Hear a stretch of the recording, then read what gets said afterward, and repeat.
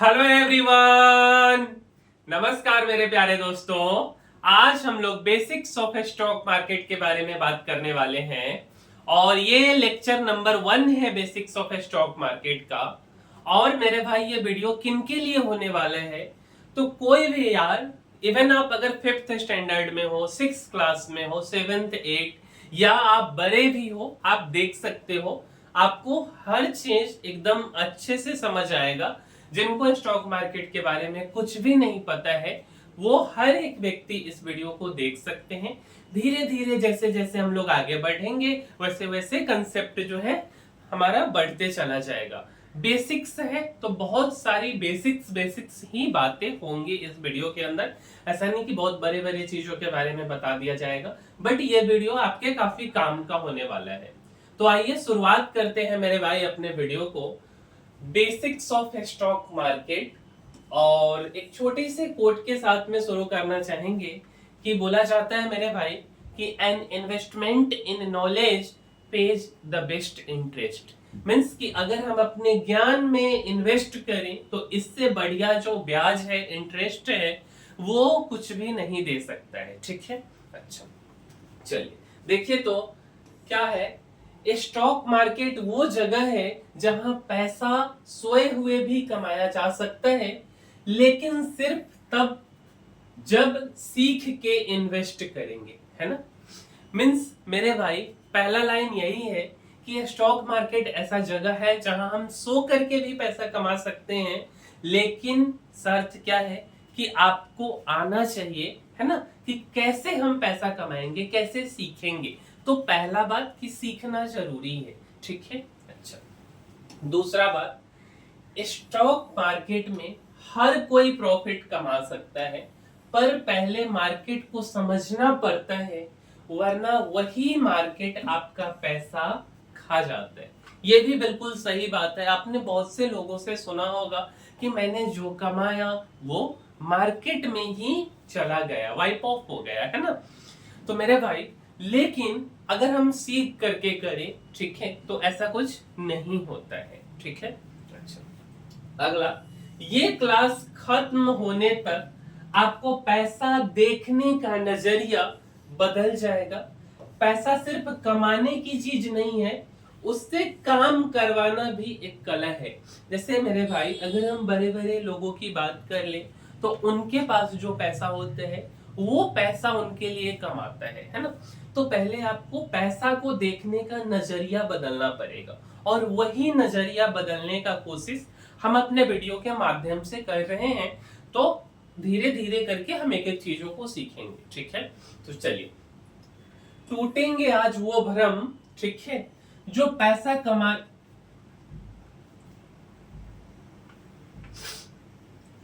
जो पैसा कमाने से रोक रहे हैं। वो भ्रम को तोड़ना है जिस भ्रम के कारण हम पैसा नहीं कमा पा रहे। ठीक है, सबसे पहला बात, इसी बात से हम शुरुआत करते हैं और हमारा वीडियो इसी के इर्द गिर्द घूमेगा। ठीक है, तो सबसे पहला सा बात क्या बोला जाता है मेरे भाई कि investments in stock market are very risky. क्या बोला जाता है कि स्टॉक मार्केट में अगर हम इन्वेस्टमेंट करते हैं तो ये बहुत ज्यादा रिस्की हो जाता है। क्या ये बात सही है? बिल्कुल सही बात है। अक्सर हम लोग इस बात को किसी न किसी के माध्यम से सुने होंगे कि स्टॉक मार्केट में इन्वेस्टमेंट करना बहुत रिस्की हो जाता है ना। अब देखिए इस बात को समझते हैं मेरे भाई। ये जो चार्ट आप देख रहे हो ये ग्राफ है बेसिकली, और ये सेंसेक्स का चार्ट है। ठीक है, आप थोड़ा सा पेशेंस बना करके रखिए। जिनको सेंसेक्स नहीं पता है उसके बारे में भी बात करेंगे। फिलहाल के लिए आप इतना समझ लो कि सेंसेक्स आपके लिए एक शब्द है। तो ये सेंसेक्स का चार्ट, ठीक है। अच्छा, अगर हम इस चार्ट को देखेंगे तो ये जो आप देख रहे हो ना, ये बेसिकली है कैंडल। क्या है मेरे भाई? कैंडल इसको बोलते हैं। ठीक है, कैंडल बोलते हैं। फिलहाल के लिए आप इतना समझो, कैंडल है ये। अब इस चार्ट को आप देखोगे तो ये चार्ट कुछ ऐसे शुरू हुआ, इधर गया, इधर आया, नीचे ऊपर गया, ऐसे ऐसे ये ऊपर की तरफ गया, है ना। ये चीज तो क्लियर है। नीचे ऊपर आपको देखना है, अभी बहुत ज्यादा आपको डीप में नहीं जाना है। तो अगर आप देखोगे मेरे भाई, तो ये यहां से ऐसे ऊपर था, ठीक है, ऊपर से नीचे गया। मेरे भाई ये जो आप लाइन देख रहे हो ना, ये जो लाइन आप देख रहे हो यहां तक की जो लाइन है, ये है जनवरी और 2008 की हम बात कर रहे हैं। जनवरी 2008 में ना जो सेंसेक्स है वो 21,206 रुपए 77 पैसे के आसपास था, ठीक है, आसपास नहीं, इसी का हाई लगा था, ठीक है। बट अक्टूबर 2008 में ये वाला जो आप कैंडल देख रहे हो, ये रेड वाली, ये वाली 7,697 रुपए 39 पैसे का लो बनाया। मीन्स 21,000 से 7,000 पे आ गया, मीन्स कि ऑलमोस्ट 1/3 हो गया, ठीक है। फिलहाल आप ऐसे समझ लो ना, अभी सेंसेक्स अगर आपको नहीं समझ आ रहा है, किसी सामान का कीमत 21,000 रुपए है और वो जो है 2008 में वो 21,000 से 7,000 रुपए हो गया, ठीक है। ये तो एक बहुत बड़ा नंबर है, क्योंकि 1/3 हो गया है ना। कुछ तो गड़बड़ हुआ है 2008 में, ठीक है। इस गड़बड़ी के बारे में भी बात करेंगे, बट थोड़ा सा और हम समझते हैं। लेकिन मेरे भाई अगर हम 2008 से आगे जाते हैं, ठीक है, तो जब हम 2008 से आगे जाएंगे, आई थिंक यहाँ पे 2019 के आसपास का समय है, कोविड का टाइम है।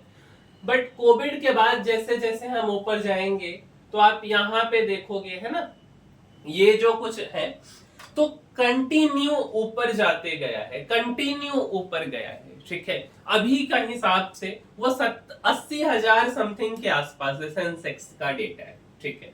मतलब हम आपको ये बताना चाह रहे हैं, ठीक है, मतलब हम आपको ये बताना चाह रहे कि इन्वेस्टमेंट इन स्टॉक मार्केट जो है बहुत रिस्की है, बिल्कुल सही बात, लेकिन शॉर्ट रन में जो है वो रिस्की है। अगर हम लॉन्ग रन की बात करेंगे, एक लंबे समय की बात करेंगे, जैसे अभी 2025 चल रहे हैं ना, तो 2008 में नीचे गया, बट उसके बाद मेरे भाई ऊपर भी तो आया है, ठीक है। तो शॉर्ट टर्म में रिस्की है। अब क्या हुआ था 2008 में? 2008 में कुछ तो हुआ ना जिसके कारण मार्केट नीचे गया, ठीक है। तो मेरे भाई 2008 में आप देखोगे सब प्राइम क्राइसिस हुआ था। क्या हुआ था? सब प्राइम क्राइसिस। और यूएसए की, अमेरिका की एक बहुत ही बड़ी इन्वेस्टमेंट बैंकर, तीसरा या चौथा इन्वेस्टमेंट बैंकर लेहमन ब्रदर रातों रात बैंकरप्ट हो गया था, ठीक है। अब जैसे आप ऐसे समझो ना कि अगर हम इंडिया में हैं, ठीक है, और भारत की सबसे बड़ी बैंक, किसी बैंक को ले लेते, लेट अस सपोज हम एसबीआई को ले लेते, एचडीएफसी को ले लेते, या किसी और भी बैंक को ले लेते जो बड़ी बैंक है, अगर वो रातों रात बैंकरप्ट हो जाए, बैंकरप्ट क्या होता है? मतलब दिवालिया घोषित हो जाए, उसके पास अब कुछ भी नहीं बचा है, उसका वैल्यू 0 हो गया, शून्य हो गया, मीन्स की बैंकरप्ट हो गया। तो फिर क्या होगा? उसमें जो लोग पैसा लगाए हैं वो तो बर्बाद हो गए।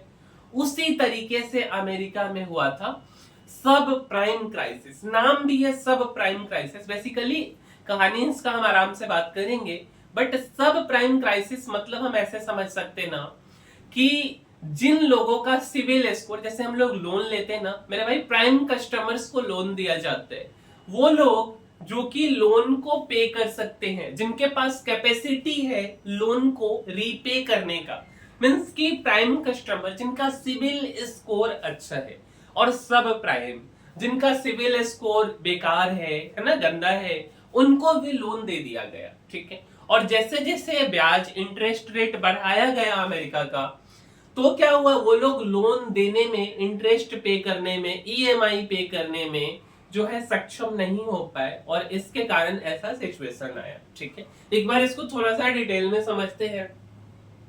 लेहमन ब्रदर्स अमेरिकी शेयर बाजार में लिस्टेड चौथा सबसे बड़ा इन्वेस्टमेंट बैंक था। Fourth largest investment bank in America is Lehmann brothers, ठीक है। अच्छा, आज से 15 साल पहले 15 सितंबर 2008 को यह बैंक दिवालिया हो गया, बैंकरप्ट हो गया, ठीक है।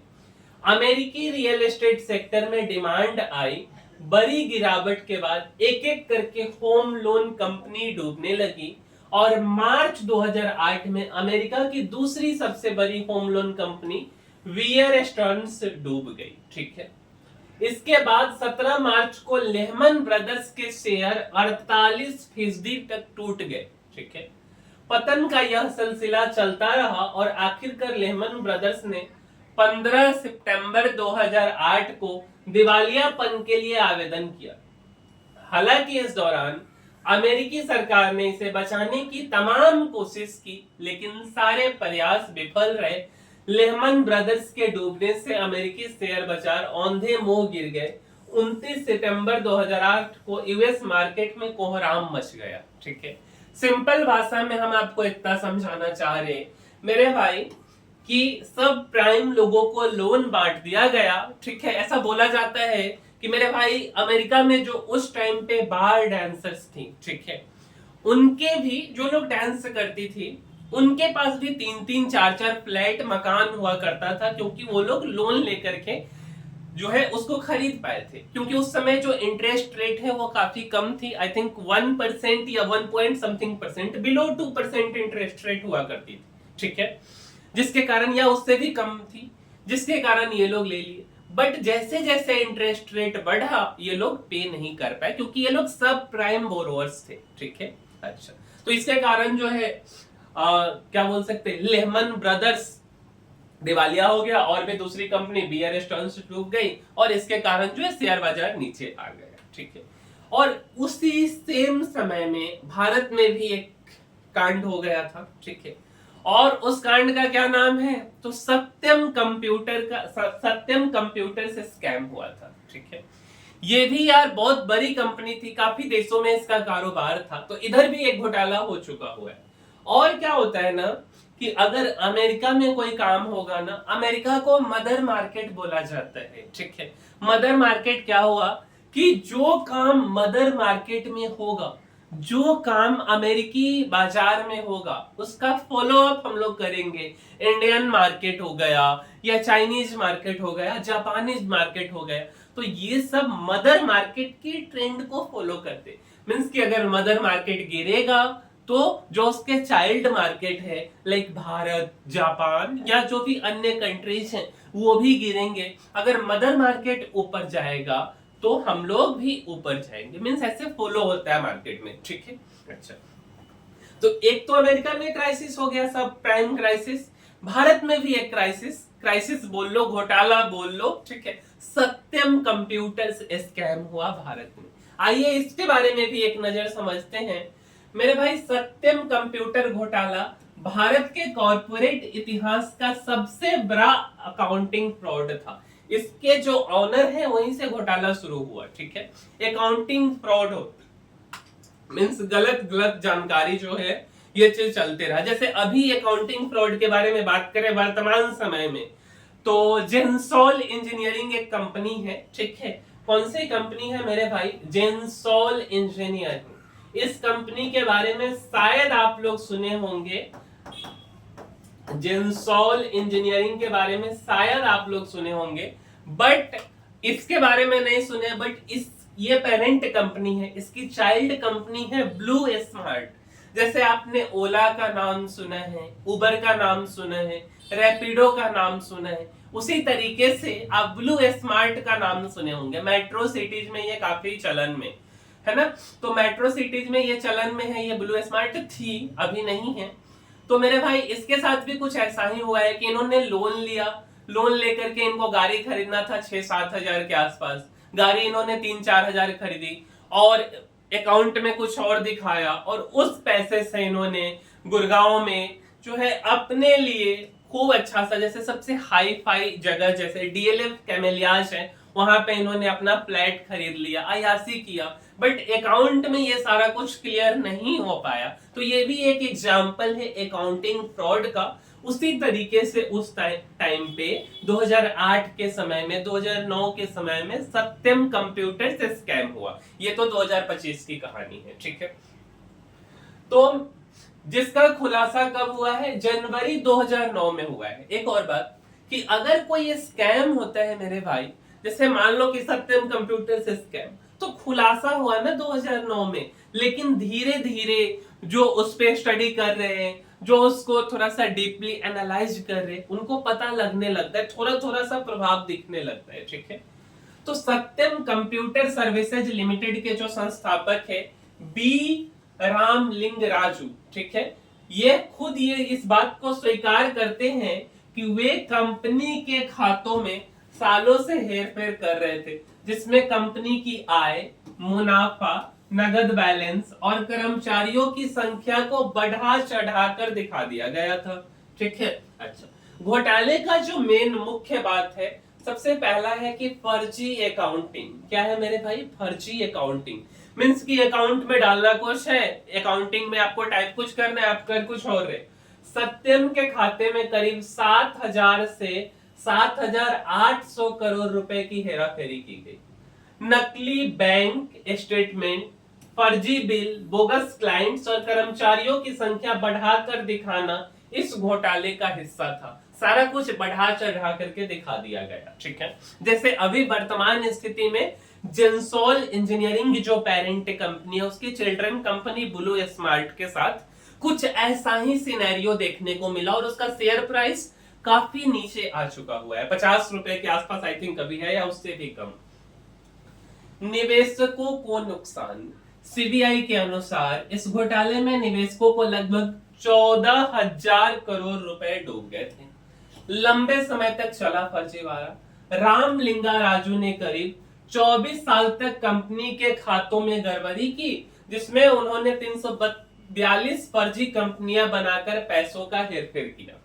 कंपनी की छवि सत्यम कभी भारत की चौथी सबसे बड़ी, अब सोचो मेरे भाई, कि चौथा सबसे बड़ी आईटी कंपनी थी, जिसके 66 देशों में कारोबार और 53,000 कर्मचारी थे। जैसे आज के डेट में विप्रो है, इन्फोसिस है ना, टाटा कंसल्टेंसी सर्विस है, टेक महिंद्रा है, और भी काफी सारी आईटी कंपनीज हैं। और इनमें से कोई एक उस समय हुआ करता था, इन्हीं में से कोई एक की तरह हुआ करता था Satyam computer, 4th largest IT company in India. ठीक है, और 66 कंट्रीज में इसका कारोबार है, 53,000 कर्मचारी है, काफी बड़ी कंपनी।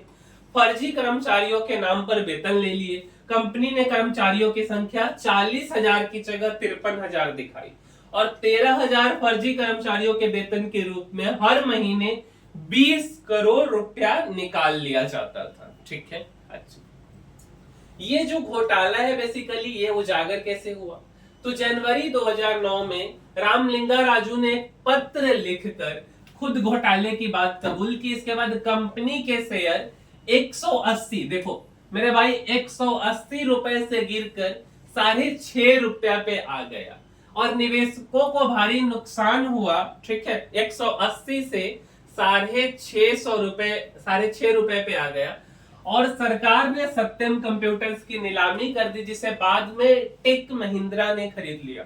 टेक महिंद्रा अपने देश की आईटी कंपनी है जिन्होंने सत्यम कंप्यूटर्स को खरीदा था। ठीक है, कानूनी कार्रवाई और सजा इस सब से हम लोग को कोई खास लेना देना है नहीं। और घोटाले का प्रभाव क्या हुआ, ठीक है, ऐसे एक बार देख लेते। रामलिंगा राजू और उनके भाई समेत कुल 10 लोगों को हैदराबाद की विशेष सीबीआई कोर्ट ने दोषी करार दिया। 7 साल का इसके मालिक को सजा मिलता है और 1747 करोड़ रुपए इनको लौटाना पड़ता है, ऐसा निर्देश दिया जाता है। ठीक है, और कंपनी के जो ऑडिटर होते हैं, ऑडिटर का मतलब होता है मेरे भाई जो कंपनी के जांचकर्ता होते हैं, जो सीए होते हैं वो, और जो बोर्ड के सदस्य हैं, बोर्ड ऑफ डायरेक्टर के सदस्य, वो लोग भी जांच के दायरे में आ गए थे। ठीक है, अच्छा, इस घोटाले ने भारत के आईटी सेक्टर, शेयर बाजार और कॉर्पोरेट गवर्नेंस पर सवाल खड़े किए। निवेशकों, कर्मचारियों और उपभोक्ताओं का विश्वास बुरी तरह डगमगा गया। सरकार और नियामक संस्थाओं ने कॉर्पोरेट गवर्नेंस और ऑडिटिंग मानकों को और सख्त किया। ठीक है, अच्छा, ये जो कहानी है मेरे भाई, ये 2008 और 2009 की कहानी है। ठीक है, क्योंकि हमारा जो लाइन था वो क्या था कि investment in stock market are very risky. तो भाई आप 2-3 कंपनी के बारे में देख लिए, एक आप किसके बारे में देखे हो, लेहमन ब्रदर्स के बारे में देखे हो। ठीक है, अपने यहाँ की कंपनी नहीं, बट प्रभाव तो हम लोग झेले हैं। 21,000 से कितना पे आ गया, 7,000 पे आ गए। अच्छा, यहाँ पे आप किसका देखे हो, तो मुख्य रूप से आप सत्यम कंप्यूटर्स के बारे में सुने, है ना। 2009 के आसपास में ये घोटाला हुआ। जेनसोल इंजीनियरिंग अभी 2025 में हुआ है, ठीक है, इसके बारे में बाद में कभी बात करेंगे। अब थोड़ा सा एक नजर और डालते हैं। ये जो है 21,206.77 सेंसेक्स का चार्ट है ये 2008 में। भाई सेंसेक्स अगर नहीं समझ आ रहा है, इसके बारे में हम बात करेंगे, पहले आप अभी के लिए सेंसेक्स समझ लो, ठीक। 2008 में 21,206.77। 2008 से ये तो गिर करके आ गया कितना पे, तो 7,700 के आसपास पे। बट मेरे भाई 2014 में ये जो आप लाइन देख रहे हो, ठीक है, 22,467 रुपए के आसपास यहाँ पे है, ठीक है, मतलब कि बराबरी पे हम लोग आ गए।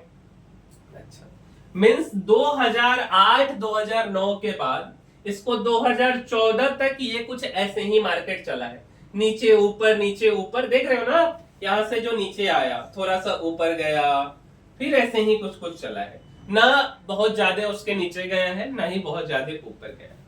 2014 में 22,467, मतलब ऐसा, फिर यार 14 में क्या हो गया, कुछ तो गड़बड़ हो गया। तो मेरे भाई 14 में बीजेपी एनडीए की गवर्नमेंट बनी, है ना, और एनडीए गवर्नमेंट में जो उसके अलायंस है उसमें जो बीजेपी सबसे बड़ी पार्टी बनी, और वो अपने दम पे अपने बहुमत पे सरकार बनाने में काबिल हो गई। इस बात का क्या मतलब हुआ, इस बात का ये मतलब हुआ मेरे भाई कि स्टेबल गवर्नमेंट का फॉर्मेशन हो गया। जैसे दो प्रकार के सरकार होते हैं ना, एक होता है कि खुद के दम पे सरकार बनाना, और एक होता है बैसाखी के दम पे सरकार बनाना। बिल्कुल सही बात है कि बीजेपी अलायंस ऑफ एनडीए थी, बट यार बीजेपी के पास में पूर्ण बहुमत था अपने आप को, मींस अपना सरकार बनाने का, ठीक है। तो एक मजबूत सरकार बना करके उभरी। अगर जो है मजबूत सरकार अगर बनती है, तो इस बात का क्या मतलब होता है कि देश जो है, मतलब वो हिल डुल नहीं सकता। ऐसा नहीं कि कोई ऐसा हम डिसीजन ले ले जिसके कारण हमारा सरकार खतरे में आ जाए, गवर्नमेंट गिर जाए। तो 2014 में क्या हुआ मेरे भाई, तो 2014 में सबसे पहली बात कि स्टेबल गवर्नमेंट का फॉर्मेशन हुआ, ठीक है, स्टेबल गवर्नमेंट बनी, है ना, बीजेपी मींस एनडीए की सरकार बनी, ठीक है, बीजेपी कहना गलत हो जाएगा क्योंकि अभी तक एनडीए ही चली आ रही। अच्छा, 2014 के बाद में मेरे भाई ये जो सेंसेक्स का चार्ट है ये 2020 में, ठीक है, 2020 में 39,000, यहाँ पे 39,000 से 25,000 पे आया। फिर भी अब 20-22,000 को नहीं तोड़ पाया है। तो 2020 में क्या हुआ, कोविड हुआ, कोविड के कारण कोरोना वायरस, पूरा दुनिया महामारी से लड़ी, इसीलिए आया।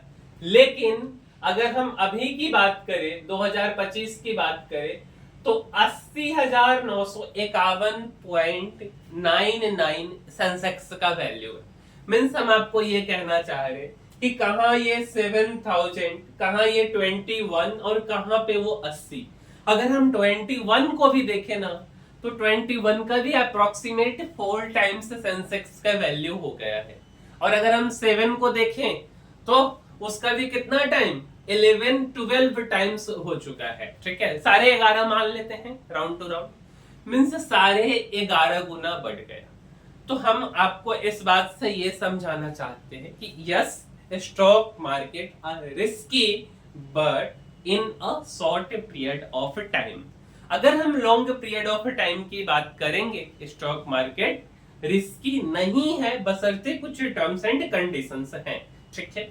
अब बहुत चर्चा हो गया सेंसेक्स के बारे में कि भाई सेंसेक्स क्या होता है। अभी तक हमने अपना चर्चा किया सेंसेक्स के ऊपर, है ना। तो एक बार सेंसेक्स पे एक नजर डाल लेते हैं। आइए सेंसेक्स के बारे में समझ लेते हैं क्या होता है। तो मेरे भाई सेंसेक्स भारत के सबसे बड़े शेयर बाजार, ठीक है, बीएसई बॉम्बे स्टॉक एक्सचेंज का एक इंडेक्स है, ठीक है।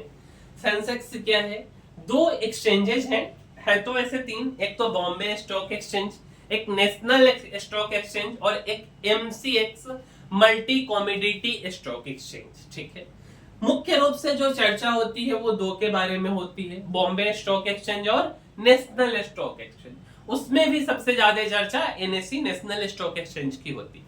देखो धीरे धीरे आपके लिए भी कुछ शब्द नए जरूर है, ठीक है, कि ये एक्सचेंज क्या होते हैं, कहां से आ गया, सबके बारे में बात करेंगे जैसे जैसे हम आगे बढ़ेंगे। फिलहाल के लिए कुछ नाम को आप ऐसे ही कैरी ऑन करके चलो, धीरे धीरे आपको सब समझ आ जाएगा। ठीक है, तो बॉम्बे स्टॉक एक्सचेंज की सबसे बड़ी और मजबूत 30 कंपनियों के शेयर शामिल होते हैं। ठीक है, मतलब सेंसेक्स में ऐसे आप समझ लो ना कि देश की 30 सबसे बड़ी कंपनी। कैसे सबसे बड़ी, हम किसको बोलेंगे, जिसका बिल्डिंग सबसे बड़ा उसको सबसे बड़ी बोल दे क्या? नहीं मेरे भाई, पैसे के हिसाब से कि अगर किसी कंपनी, कोई देश की सबसे बड़ी कंपनी का वैल्यूएशन लेट अस सपोज 1000 रुपए है, ठीक है, उससे छोटी कंपनी का वैल्यूएशन 900, उससे छोटी का 800, हम जस्ट फॉर एग्जांपल ले रहे, तो देश की 30 सबसे बड़ी company in terms of money को शामिल करके जो है क्या बनाया गया, एक इंडेक्स बनाया गया और उसी इंडेक्स को सेंसेक्स बोला जाता है। ठीक है, कैसे यह इंडेक्स बताता है कि शेयर बाजार ऊपर जा रहा है या नीचे। हमने आपको अभी थोड़ी देर पहले एक बात बताया कि यूएसए क्या है मेरे भाई, मदर मार्केट है, और इंडिया क्या है, उसका चिल्ड्रन मार्केट है। ठीक है, शेयर बाजार के टर्म्स में। उसी तरीके से लेट अस सपोज कि अगर भारत की 30 सबसे वैल्यूएबल कंपनी, जिसका सबसे वैल्यूएबल का मतलब क्या हुआ, जो इन टर्म्स ऑफ मनी सबसे ज्यादा है, अगर वो कंपनी ऊपर जाती है तो उसके पीछे पीछे छोटी छोटी कंपनी भी ऊपर जाएगी। अगर वो कंपनी नीचे आती है तो उसके पीछे पीछे छोटी छोटी कंपनी भी नीचे आ जाएगी। ठीक है, तो ये बेसिकली एक इंडेक्स है जो यह बताता है कि शेयर बाजार ऊपर जा रहा है कि नीचे आ रहा है। अब बात आता है कि सेंसेक्स कैसे काम करता है। अगर इन 30 कंपनियों के शेयर की कीमत बढ़ेगी तो सेंसेक्स ऊपर जाएगा, और अगर शेयर की कीमत गिरेगी तो सेंसेक्स नीचे आएगा। मीन्स हम सिंपल भाषा में इसको थर्मोमीटर ऑफ मार्केट बोल सकते। सेंसेक्स क्या है? Thermometer of stock market, Indian stock market. क्या है Sensex? Thermometer of Indian stock market.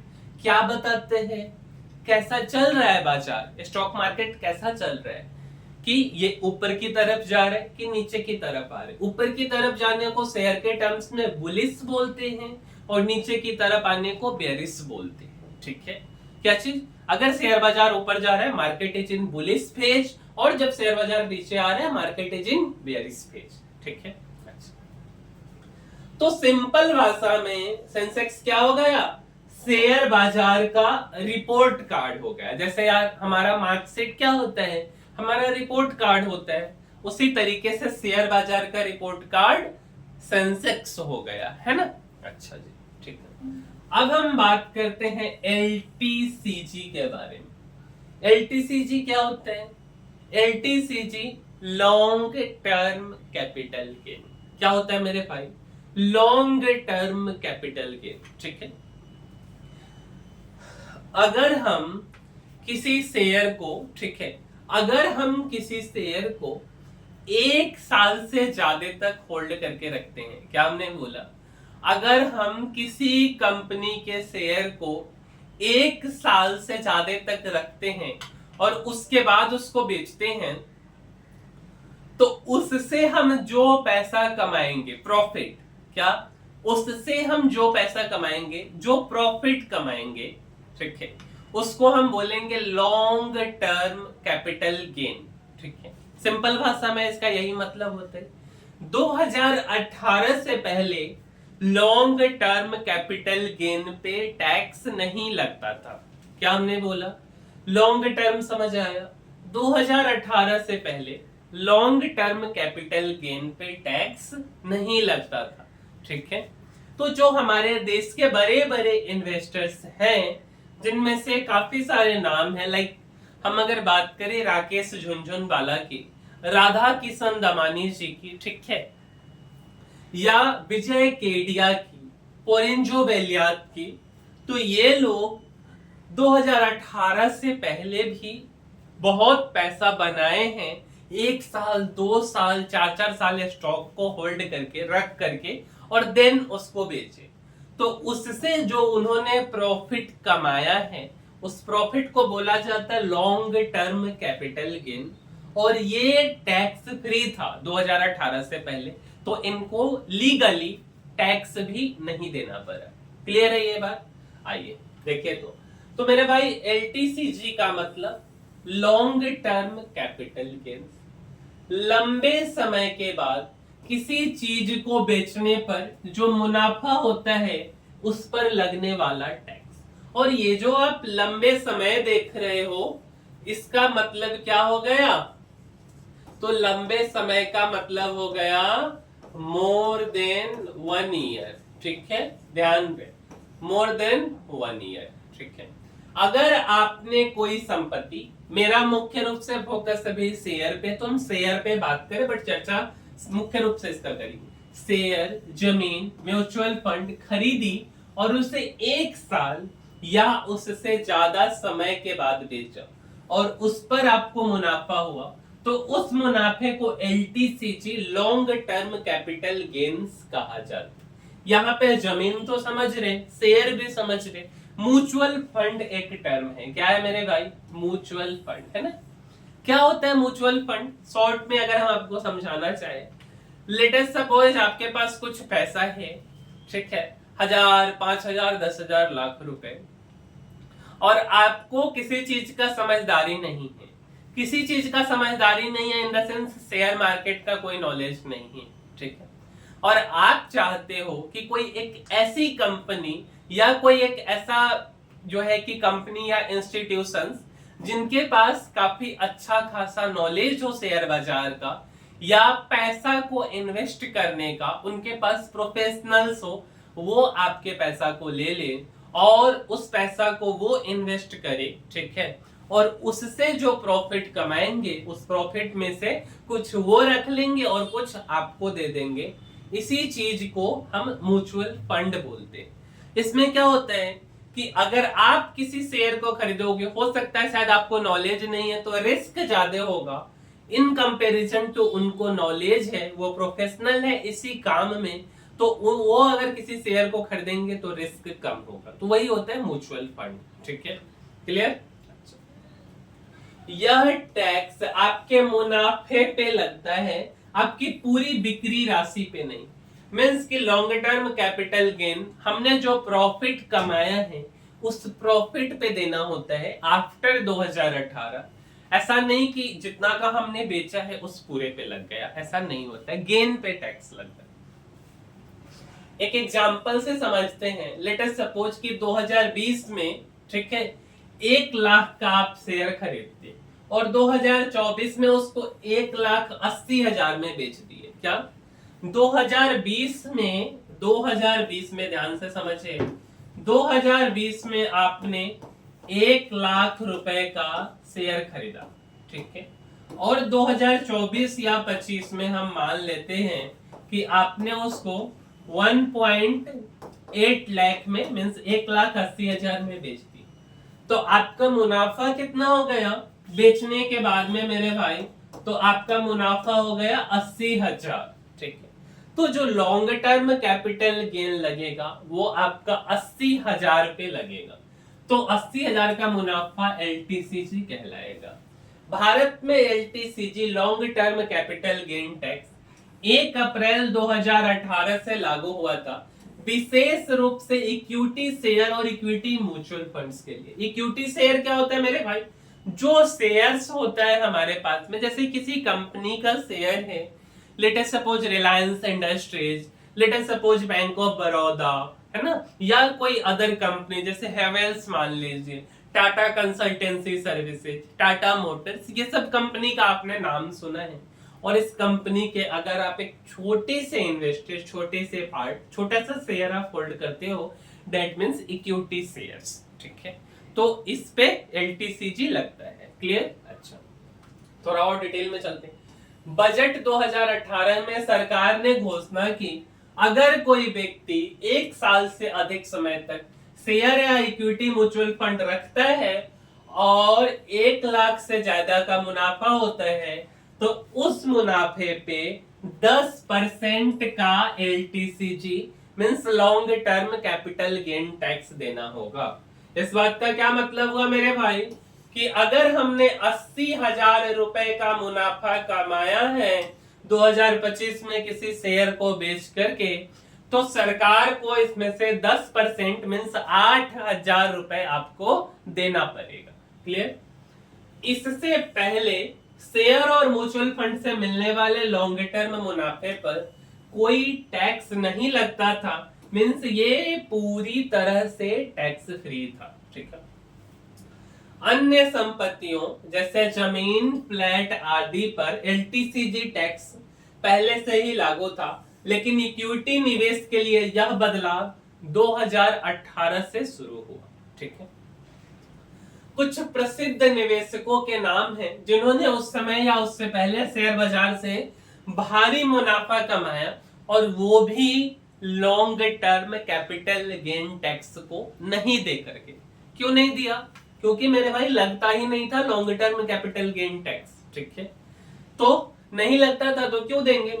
Means की इन्होंने लीगली जो है मुनाफा कमाया और काफी अच्छा मुनाफा कमाया। ठीक है, और वो भी बिना टैक्स दिए हुए। जिसमें एक नाम आता है इनका राकेश झुनझुनवाला का। ठीक है, जो अब है नहीं इस दुनिया में। भारत के वारेन बफे कहे जाने वाले इस निवेशक में कौन कौन सी कंपनी, टाइटन, लुपिन, क्रिसिल, ठीक है, इन सब स्टॉक्स में इन्होंने मींस काफी ज्यादा मुनाफा कमाया, काफी ज्यादा। ठीक है। अगला है राधा किशन दमानी जी, जिन इस कंपनी के मालिक हैं। डी मार्ट है ना, जिसको हम लोग एवेन्यू सुपर मार्ट के नाम से स्टॉक मार्केट में जानते हैं।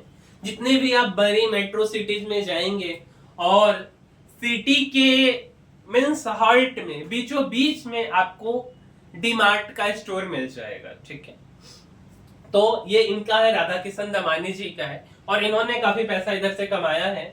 उसके बाद पोरिंजू वेलियात जी, इन्होंने भी काफी पैसा कमाया है। विजय केडिया जी, तो ये सारे के सारे जो हैं काफी पैसा कमाए हैं long term capital gain tax को नहीं दे करके, क्योंकि लगता ही नहीं था, है ना। चलिए अब थोड़ा सा बात कर लेते हैं हम रिस्की और नोट रिस्की के बारे में। क्योंकि यार मेरे भाई हमने क्या बात किया है, तो हमने बात ये किया कि स्टॉक मार्केट क्या होता है, तो बहुत ज्यादा रिस्की होता है। तो हम आपको क्या बोले थे कि रिस्की होता है, बिल्कुल होता है, लेकिन शॉर्ट टर्म में, लॉन्ग टर्म में नहीं होता है। उस समय एक और बात मैंने आपको बताया कि कुछ टर्म्स एंड कंडीशंस है। ठीक है, उसी के बारे में हम बात करेंगे। तो अगर हम बात कर लेते हैं, एक साइड हम रिस्की को रख लेते हैं, तो क्यों रिस्की है? क्योंकि पैसा डूब जाता है। बिल्कुल सही बात है, पैसा तो डूब जाता है, लेकिन शॉर्ट पीरियड ऑफ टाइम में। शॉर्ट पीरियड ऑफ टाइम का मतलब क्या हुआ? मैंने आज इन्वेस्ट किया, कल कोशिश करते हैं पैसा निकाल लेने का।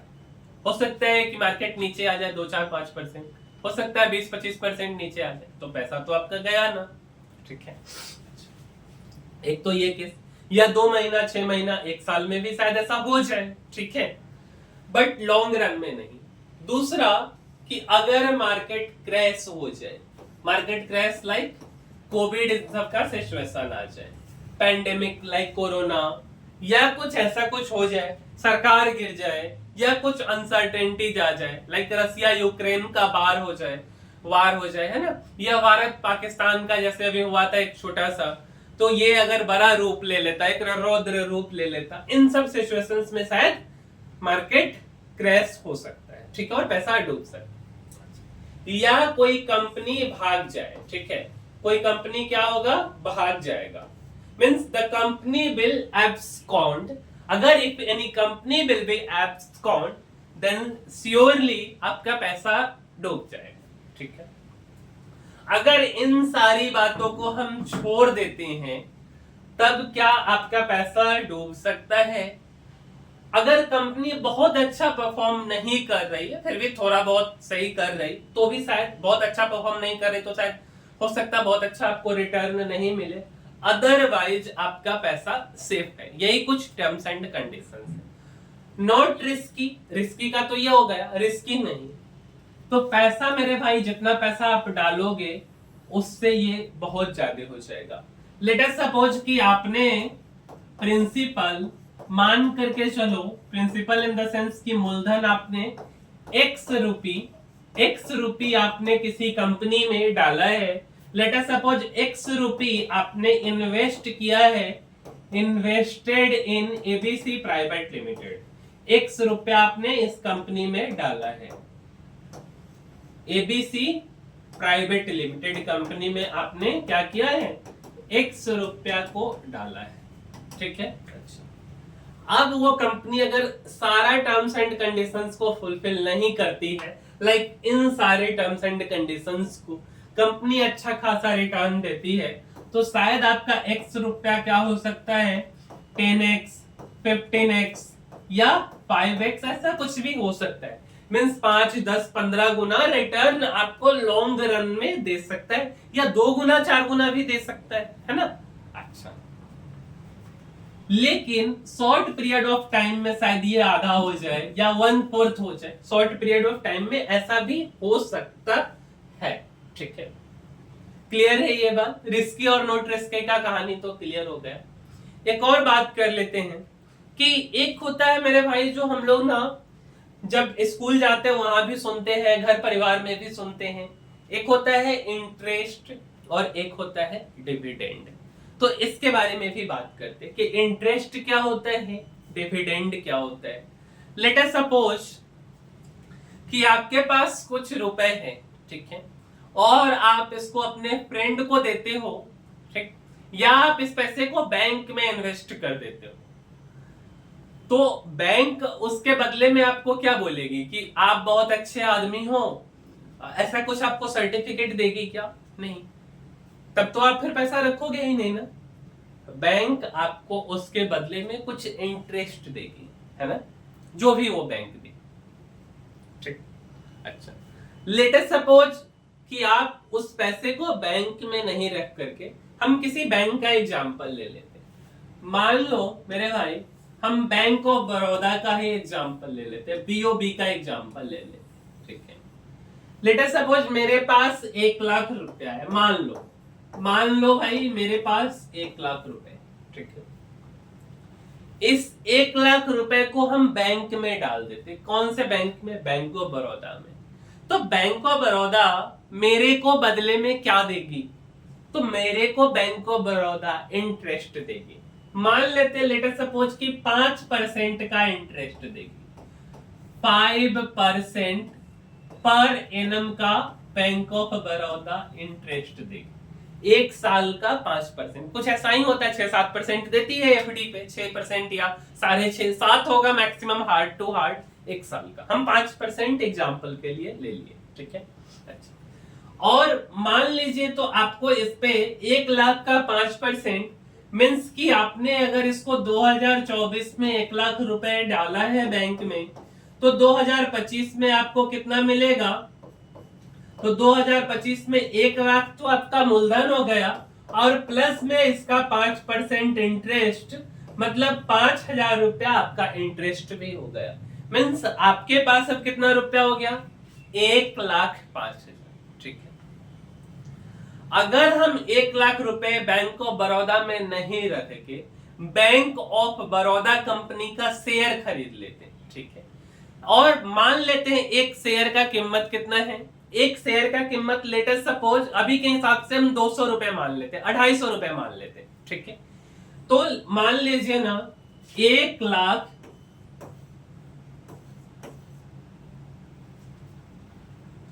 ठीक है, 1 लाख रुपए का, और इसको हम डिवाइड कर देते हैं 250 से। एक शेयर का कीमत 250 रुपए, ठीक है। तो मेरे पास बैंक ऑफ बड़ौदा का कितना शेयर हो गया? तो भैया मेरे पास बैंक ऑफ बड़ौदा का 400 शेयर हो गया, ठीक है। और मान लीजिए कि बैंक ऑफ बड़ौदा बहुत अच्छा परफॉर्म करती है, बहुत अच्छा परफॉर्म करती है, ठीक है। ये जो शेयर का प्राइस है ये 250 से 300 हो जाता है। लेट अस सपोज 2024 से 2025 में, जस्ट फॉर एन एग्जांपल, तो 250 से 300 हो गया मान लीजिए, ठीक है। तो 250 से 300 हो गया मीन्स आपने 250 में खरीदा और अभी कितना हो गया, तो 300 रुपए हो गया। आपके पास कितना शेयर है, तो 400 शेयर। तो 300 गुने 400, 3 इंटू 4 12,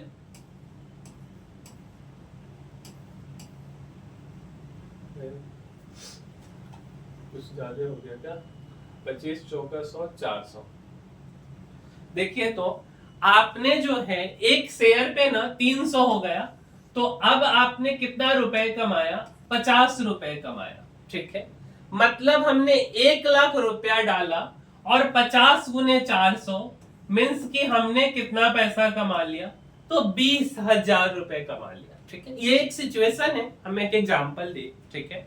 20,000 रुपए कमा लिया मीन्स आपके शेयर का प्राइस बढ़ गया। अच्छा, अगर हम मान लेते हैं कि कंपनी 250 से 300 नहीं हुई, कंपनी जस्ट ऐसा बोलती है कि भाई मेरा परफॉर्मेंस बहुत अच्छा है, 250 के जगह पे वो 260 या 270 रुपया हो जाता है, ठीक है। और कंपनी बोलती कि मैं अपने शेयर धारक को, मेरे जो शेयर होल्डर्स हैं उनको मैं डिविडेंड देता हूं, ठीक है। तो जब कंपनी डिविडेंड का ऐलान करती है और मान लो कि 10 रुपए पर शेयर डिविडेंड देती है, मान लेते हैं जस्ट फॉर एग्जांपल, ठीक है। तो अगर 10 रुपए पर शेयर डिविडेंड देती तो कितना हो गया, 400 इंटू 10 मीन्स कितना हो गया, 400 गुने 10, तो 4,000 रुपया आपको डिविडेंड मिल गया, ठीक है। 4,000 रुपया आपको डिविडेंड मिल गया और 10 और 20 रुपए शेयर का प्राइस बढ़ा, तो इधर से भी आप 400 से कैलकुलेट कर सकते हैं, ठीक है। तो ये हो गया। मीन्स आपको हम ये कहना चाह रहे हैं कि अगर हम पैसा को बैंक में डालते हैं तो मुझे क्या मिलेगा, इंटरेस्ट मिलेगा। क्या चीज पे इंटरेस्ट मिला, तो पैसा हमने बैंक में डाला, इस बात का क्या मतलब हुआ कि फिक्स डिपॉजिट पे क्या मिलेगा, इंटरेस्ट मिलेगा।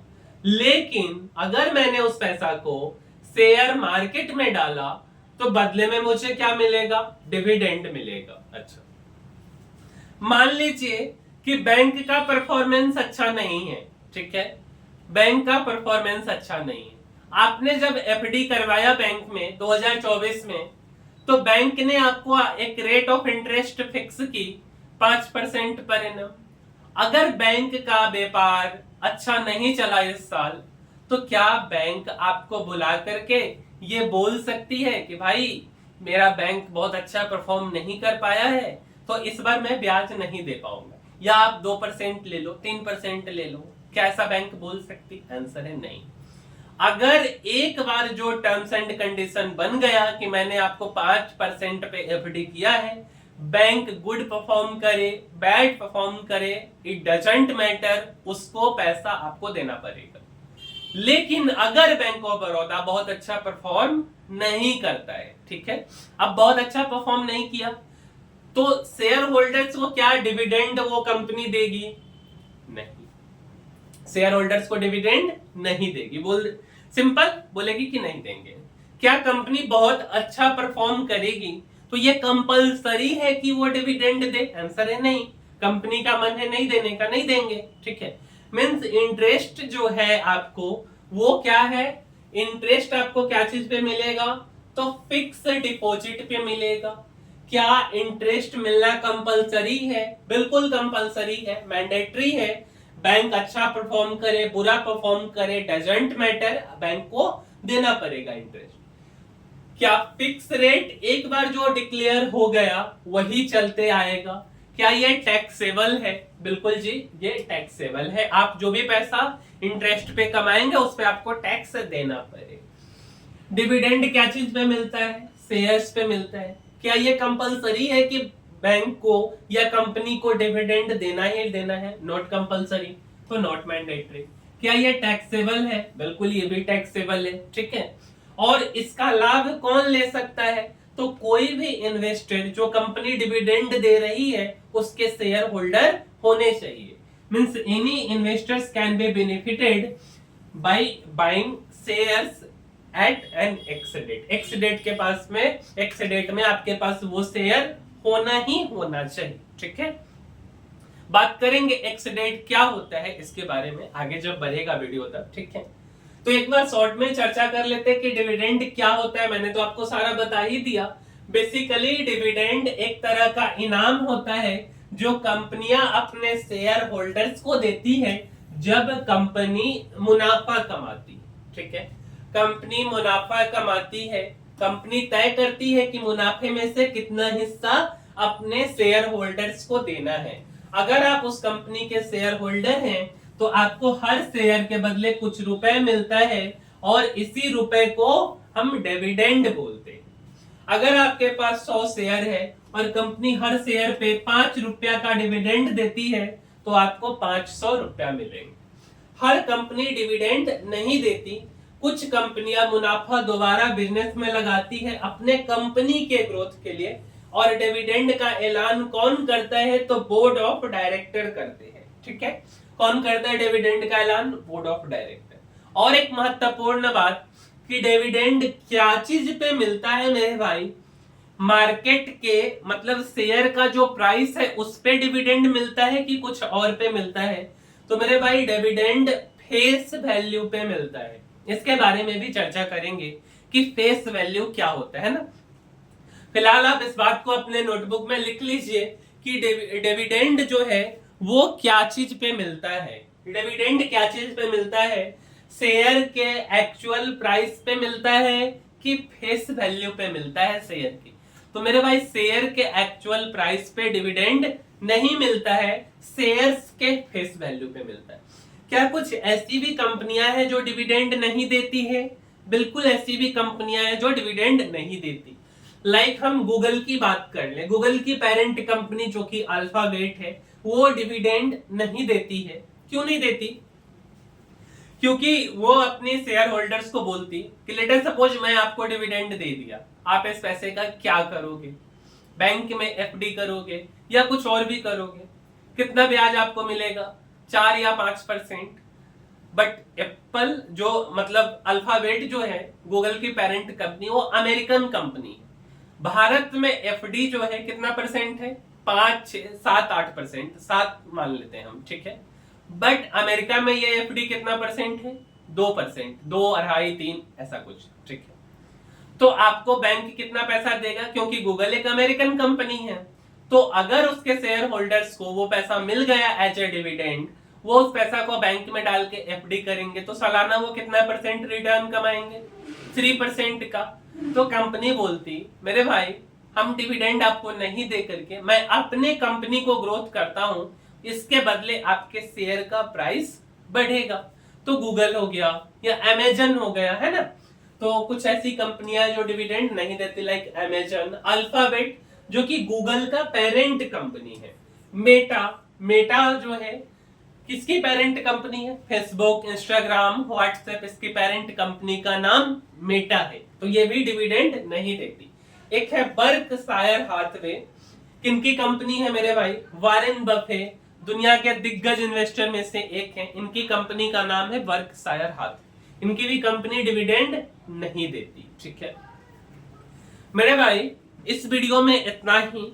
ठीक है, अगले वीडियो में हम बात करेंगे कि फेस वैल्यू क्या होता है। कोई अभी हमने आपको क्या बताया? तो अभी हमने आपको ये बताया कि जो डिविडेंड मिलता है वो कंपनी के शेयर के एक्चुअल प्राइस पे नहीं मिलता है, कंपनी के शेयर्स के फेस वैल्यू पे मिलता है। ठीक है, तो फेस वैल्यू के बारे में नेक्स्ट वीडियो में हम बात करेंगे। और अगर आपको ये वीडियो थोड़ा सा भी अच्छा लगा हो, ठीक है, अगर आपको लगा हो कि आपको कुछ जेन्युइन कंटेंट मिला है, कुछ वैल्यूएबल आपको मिला है, तो मेरे भाई इस वीडियो को लाइक करना, शेयर करना और सब्सक्राइब करना नहीं भूलिए। ठीक है, क्योंकि ये अगर आप करोगे तो और अच्छे अच्छे कंटेंट हम आपके लिए बना पाएंगे। ठीक है, और दूसरी बात क्या है कि आपसे कोई पैसा हम मांग नहीं रहे, आपको इन्वेस्टमेंट के तौर पे क्या करना है? लाइक करना है, शेयर करना है, 5-10 ऐसे अपने फ्रेंड के पास इस वीडियो के लिंक को शेयर कीजिए, जिससे कि वो लोग भी अपने नॉलेज को अपग्रेड कर सके और सीख और समझ सके। ठीक है, तो इस वीडियो में इतना ही, मिलते हैं अगले वीडियो में, तब तक के लिए धन्यवाद।